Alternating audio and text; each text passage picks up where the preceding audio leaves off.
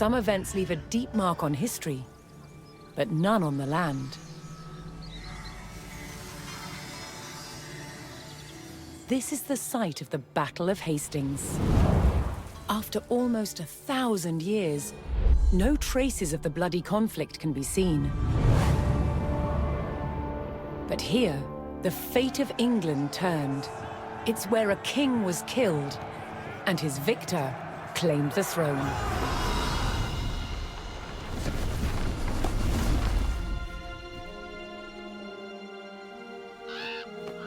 October 14th, 1066.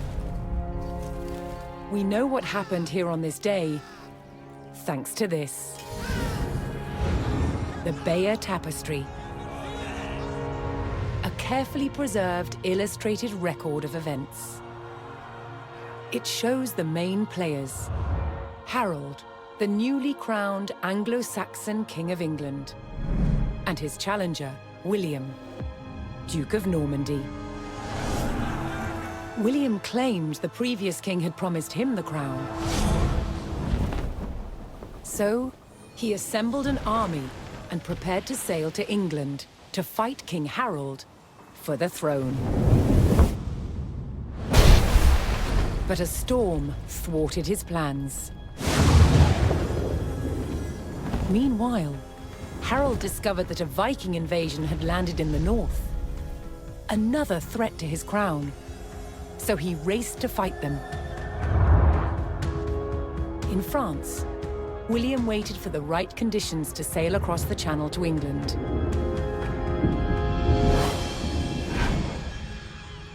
The weather cleared.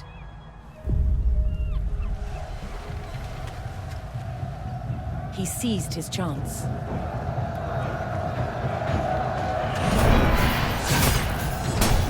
250 miles north, Harold had defeated the Vikings. Now, hearing of William's arrival, his army sped south. At 9 o'clock in the morning, on this hill, William's Norman army were ready to do battle with Harold's Anglo-Saxon men. The stage was set, and up for grabs, England itself.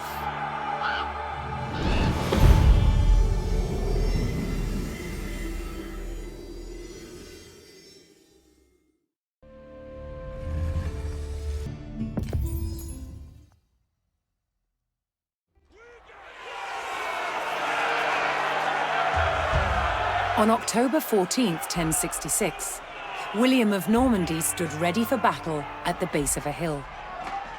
The high ground belonged to King Harold of England and his Anglo-Saxon army.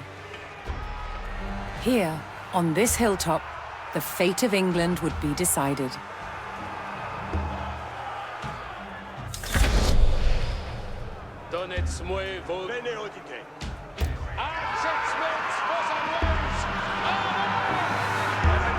William's Norman army made the first charge, launching a direct assault on the shield wall.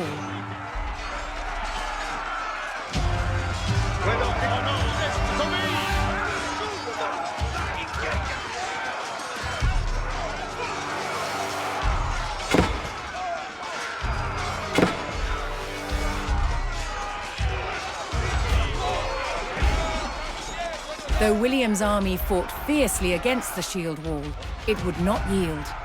As one man fell, another took his place. Overlapping shields in tight formation made for a near impenetrable barrier. Realizing his army could not break the shield wall, William called for a retreat.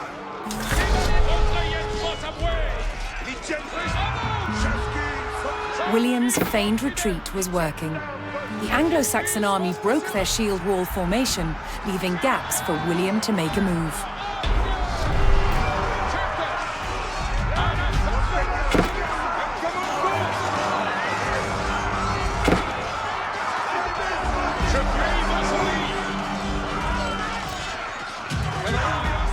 With Harold's men no longer in shield wall formation, William could pick them off as they charged.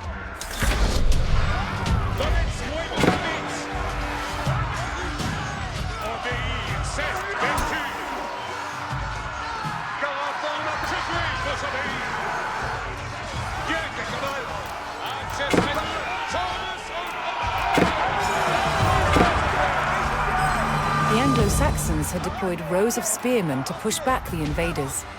But William had an answer. His sharp-eyed archers.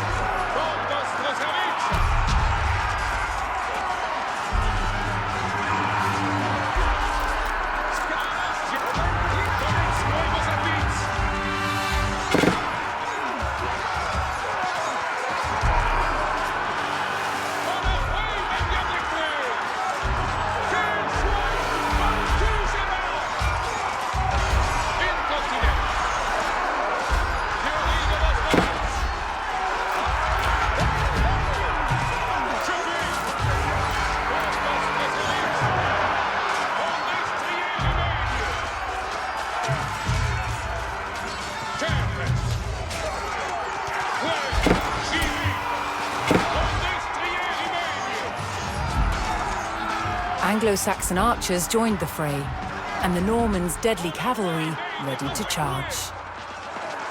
But first, William's forces had to eliminate the enemy spearmen, whose sturdy polearms could easily bring down a horse.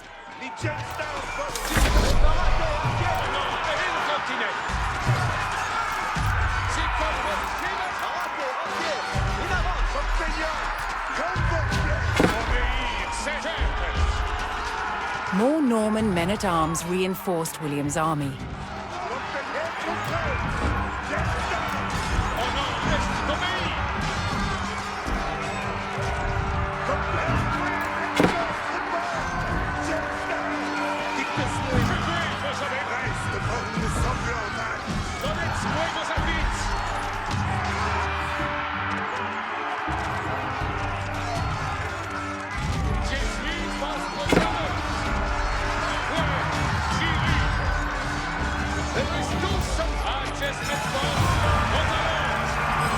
With the threat of spearmen cleared from the field, William's cavalry was free to charge at the Anglo-Saxon archers.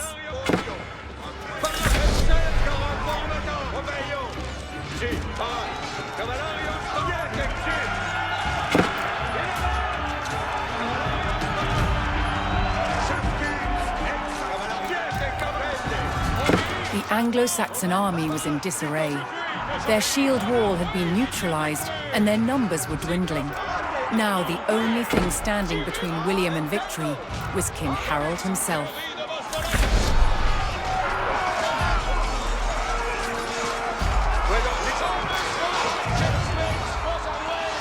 The last of Harold's men encircled their king, prepared to lay down their lives to save his.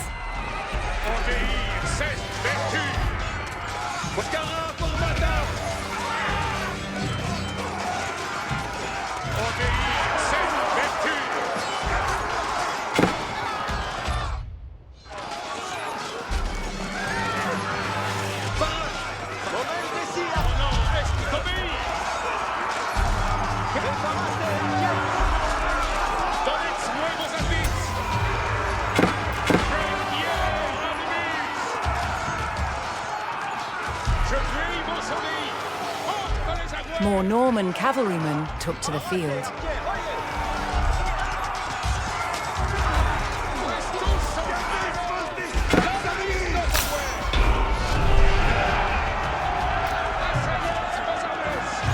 The Anglo-Saxon King Harold had fallen. In the confusion, some loyal soldiers fought to the death, while others scattered in panic.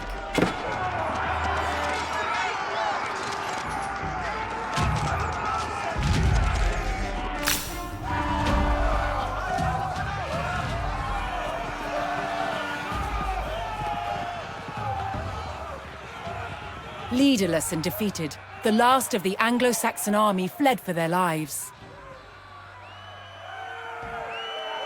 The Normans celebrated victory over the English king, but William's quest to rule England was just beginning.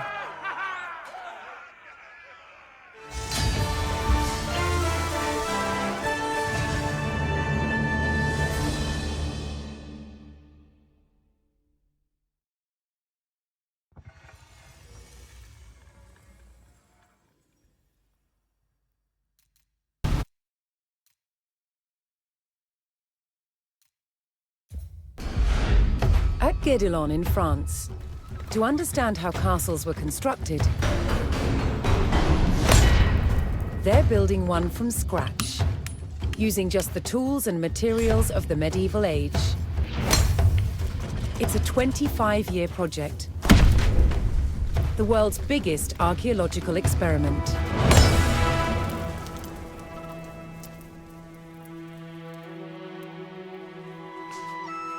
The most important defensive feature of any castle was the wall surrounding it.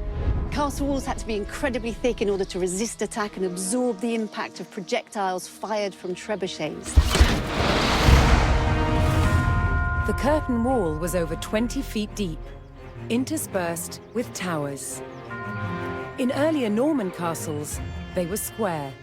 But while on crusade, European knights saw that eastern towers were round. They realized that eliminating corners not only made them stronger, but also provided a better view of the surrounding landscape. Completing the walls will take some 30,000 tons of sandstone. Transport costs in the Middle Ages were incredibly expensive. So having a good supply of local stone close to the castle was vital. To extract it from the quarry, first a row of holes is hand-drilled. Once all the holes are ready, I'm ready to put in the iron wedges, and I'm ready to split it open by hitting very hard on each wedge with a big sledgehammer. The stone is split into usable blocks, then transported using horsepower and human effort. This treadwheel crane can lift up to half a ton. The walls are built like sandwiches. On the outside, you have facing walls built from better quality stones. And the inside, the rubble cores, they're built with softer stones and other offcuts from the quarry. And they're built up in layers with a very thick, coarse mortar. This ingenious method makes the walls better able to withstand hits from a trebuchet.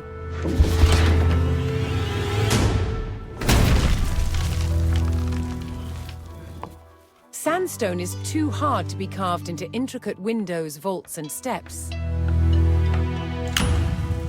Instead, softer, more expensive limestone is used. These sophisticated building techniques make castles the ultimate feats of medieval engineering. It's a testament to their construction that so many still stand today.